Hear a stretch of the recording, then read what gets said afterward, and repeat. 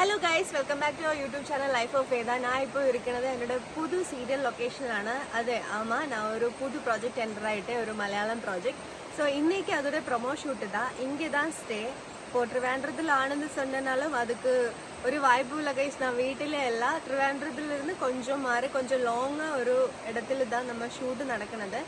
So அவருக்கு வேண்டது ஒரு hills area தான். ஸோ அந்த மாதிரி ஒரு லொக்கேஷன் அதுக்குள்ளே தான் நம்ம இப்போ ஒர்க் பண்ணிட்டு இருக்கிறது. ஸோ இங்கே பார்த்தா நல்லா நேச்சுரெல்லாம் நல்லா சூப்பர் நேச்சர் தான். பார்க்குறதுக்கு பேக்ரவுண்ட் எல்லாமே சூப்பராக இருக்கும். பிகாஸ் அவர் ஹில்ஸ் ஏரியா தான் அவர் வந்துட்டு எய்ம் பண்ண ஒரு விஷயம். ஸோ இந்த இடத்துலலாம் பார்த்தேன்னா ஸோ அடிப்படையாக இருக்குது, நீங்கள் பார்த்தா தெரியும். இன்னொரு விஷயம் சொல்கிறது என்னன்னா,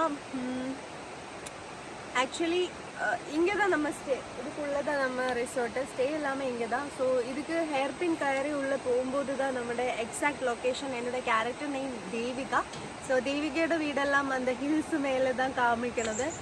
நிறைய ஆர்டிஸ்ட் இருக்குது. ஸோ இன்றைக்கி காலையில் எனக்கு மட்டும்தான் ஷூட் இருக்கிறது. ஸோ நான் ஷூட்டுக்கு போகணும்னு நினச்சிட்டு இருக்கேன். 101 நம்ம வண்டி தான் வந்தது. ஸோ ஃபுல்லாக வந்துட்டு கோடையால் மூடி இருக்குன்னு. ஸோ பயங்கர அடிப்பொலியாய ஒரு கிளைமேட் தான். இந்த பஸ்ஸில் தான் என்னோடய ஷூட்டு ப்ரொமோ எடுக்க போகிறது. ஸோ எல்லாமே ஃபுல்லாக மஞ்சள் தான். காலையில் 6:30க்கு ஷூட்டு ஸ்டார்ட் பண்ணணும்னு சொன்னது தான். பட் அந்த 6:30க்கு முடியலை. பிகாஸ் கொஞ்சம் கூட வந்துட்டு மீன்ஸ் என்ன, லைட்டு வரவே இல்லை. ஸோ நேச்சுரல் லைட்டு வர்றதுக்கு 8:30 9 கிட்டே ஆயிடுச்சு. ஸோ இனிமேல் தான் இந்த 9 o'clock டைமில் வந்துட்டு இவ்வளோ இருக்கும். தேங்க்யூ. ஸோ இவ்வளோ இருக்கும். இருக்கோட தான் கொஞ்சம் முன்னாடி நிற்கினவரே நல்லாவே பார்க்கக்கூட முடியவே இல்லை. ஸோ செட்டிங் லைட்டிங் எல்லாம் பண்ணிகிட்டு இருக்கு. எனக்கு ஃபுட்டு வந்துட்டு கார்லேயே கொடுக்கலான்னு சொல்லி வச்சுருக்கு.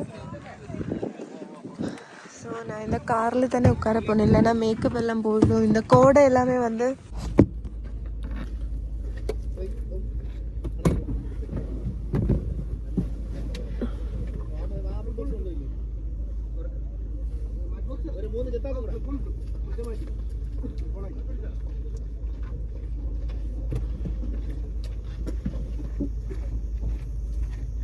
കാറിലിരുന്ന് ഇവളോ ഹെയർ പിൻ ഏറി വന്നപ്പോൾ മുടിയെല്ലാം കളഞ്ഞിടിച്ചു.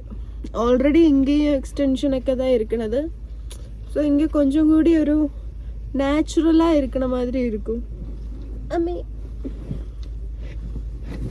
ഒരു മിനിറ്റ് തെറിച്ചു പോലെ. അയ്യോ സൂക്ഷിച്ചു. അടച്ചു കേട്ടോ. ടീ എടുത്ത് തരാം കേട്ടോ. ടീ കിട്ടി.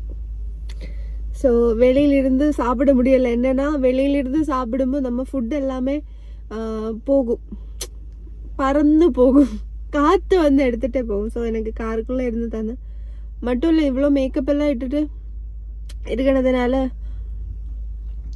இந்த மஞ்சள் இந்த கோடை எல்லாமே மழை தூறல் மாதிரி ஃபேஸில் வந்து பட்டுட்டு இருக்கும். ஃபுட்டு நல்லா இருக்கு. இட்லி தான், பட் கேரளா இட்லிக்கும் சட்னிக்கும் ஒரு சேஞ்ச் இருக்கும். அந்த உங்களுக்கு ஒரு வித்தியாசமான டேஸ்ட் இருக்கும். ஸோ அது இங்கே இருக்கும். 6:30க்கு ப்ரோமோ ஷூட் பண்ணணும்னு சொன்னது தான். நான் கரெக்டாக 6:30க்கு ரெடி ஆகும். என்ன விஷயம்னா, நான் சொன்ன மாதிரி நீங்கள் இந்த கோடை எல்லாம் பார்த்துல, அதனால லைட்டு வைக்கவே இல்லை.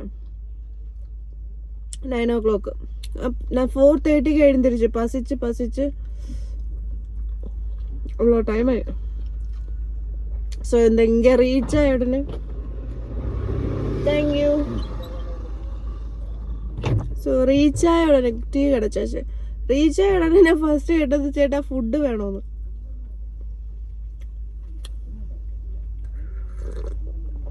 I'm not a tea person or coffee person, but இந்த மஞ்சள் இந்த இட்லி சட்னி சாம்பார் எல்லாம் சாப்பிடும்போது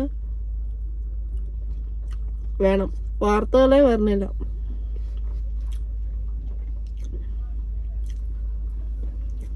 ஸோ இன்னொரு விஷயம் என்னன்னா, இந்த சீரியலில் வந்துட்டு எனக்கு மேக்கப் அதிகமாக இல்லை. லைட்டாக எல்லாமே பயங்கர லைட்டாக போகும்.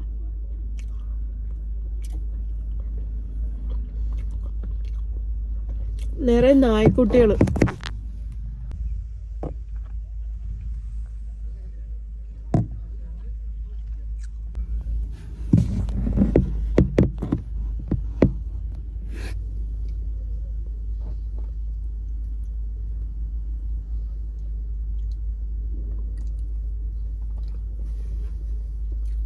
அண்ட் இந்த கேரக்டரை பற்றி நான் கொஞ்சம் சொல்கிறேன். என்னென்னா இந்த கேரக்டர், என்னோட கேரக்டர் தேவிகா வந்துட்டு ஸ்கூல் டீச்சர் தான்.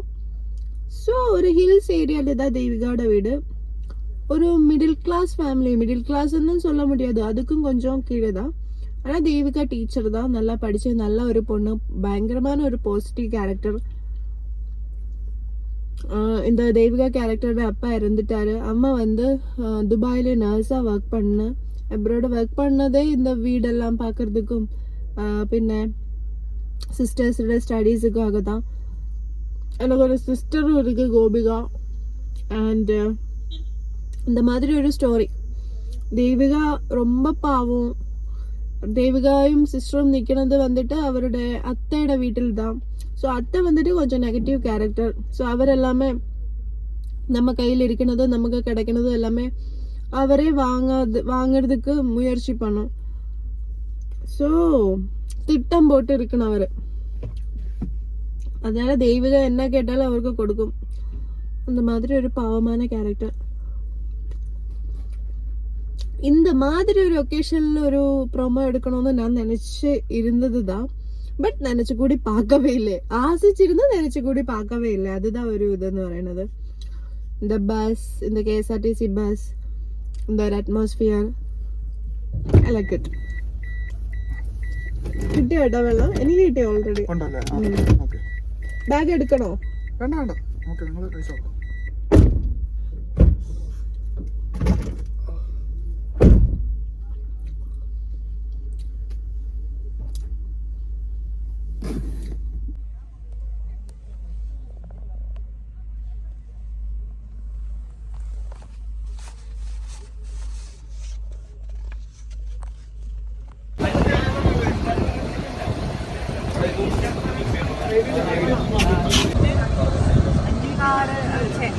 കാറ്, ബസ്, ബസ്സിൽ ആൾക്കാർ അവിടെ ക്യാമറ വെച്ചിരിക്കുന്നു.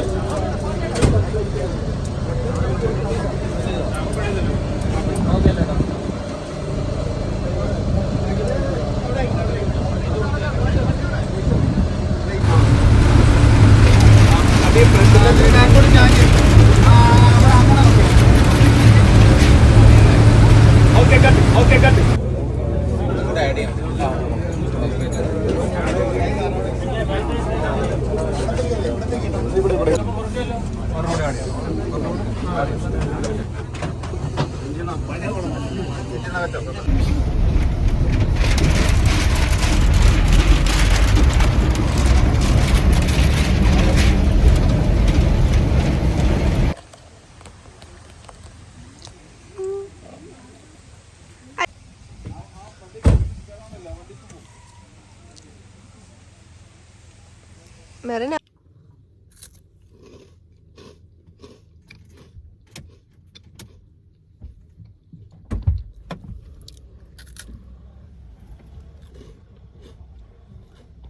അയ്യോ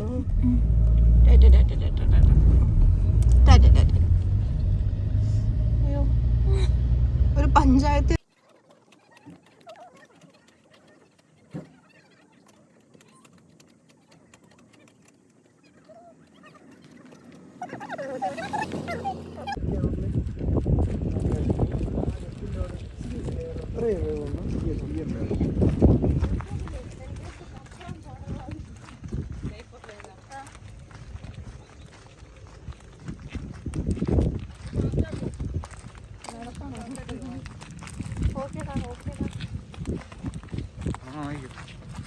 मलयालम फिल्म मलयालम सीरियल यार पढ़ना कॉन्टैक्ट कर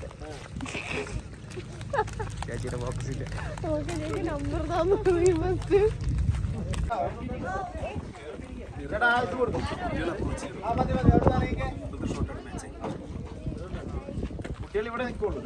मक्കളെ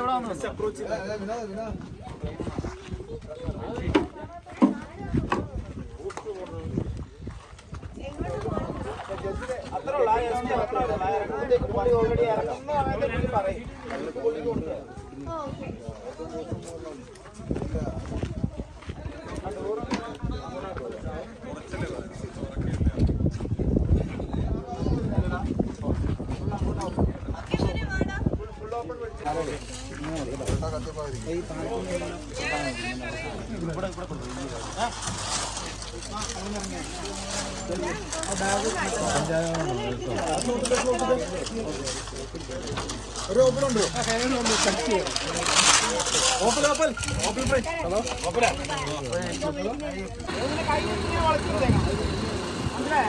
ഇത് പോയിന്റ് ചെയ്തേനോ? അപ്പൊ ഒരു ലുക്കൊക്കെ തരും അങ്ങോട്ട്. മനസ്സിലായോ? ഇങ്ങോട്ട് വരരുത്.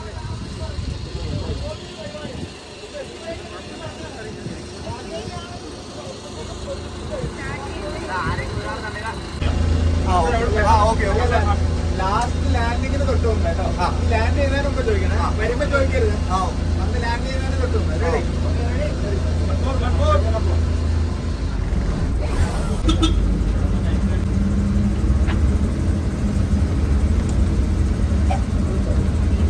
റെഡി? Ready sir?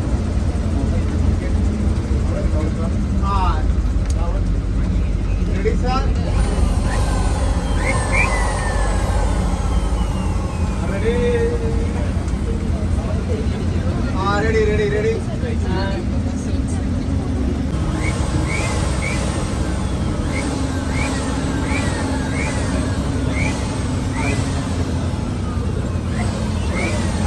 Action.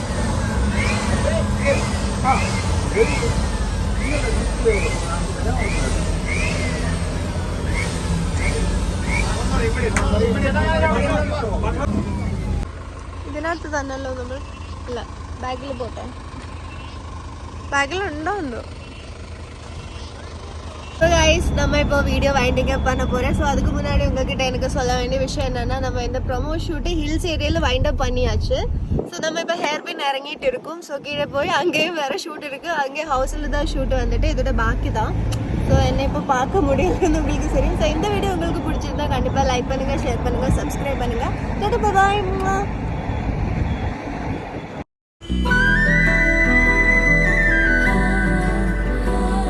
അല്ല ദേവികെ ഇന്നെന്താ വീട്ടില് കല്യാണം ഉറപ്പിക്കലാണോ?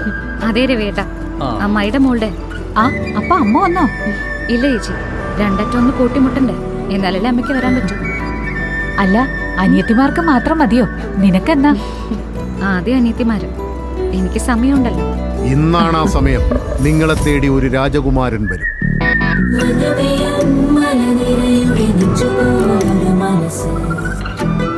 കുട്ടികളുടെ മനസ്സിനെക്കാളും നൈർമല്യമുള്ളവനാണ് വരിക.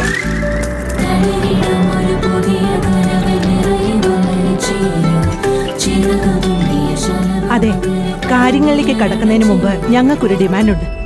എന്റെ മൂത്ത കൊച്ചുമകൻ സിദ്ധാർത്ഥിനെ നിങ്ങളുടെ ദേവികമോൾ വിവാഹം കഴിക്കാൻ തയ്യാറായാൽ ഈ 2 വിവാഹവും നമുക്ക് ഇവിടെ വച്ചങ്ങ് ഉറപ്പിക്കാം. നിങ്ങളെ തേടി ഒരു രാജകുമാരൻ വരും.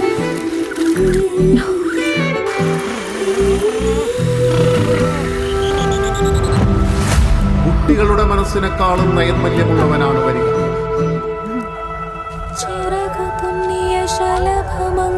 ശ്രുതി ചേർക്കാനാകും ഈ അപൂർവരാഗം. ഉടൻ വരുന്നു.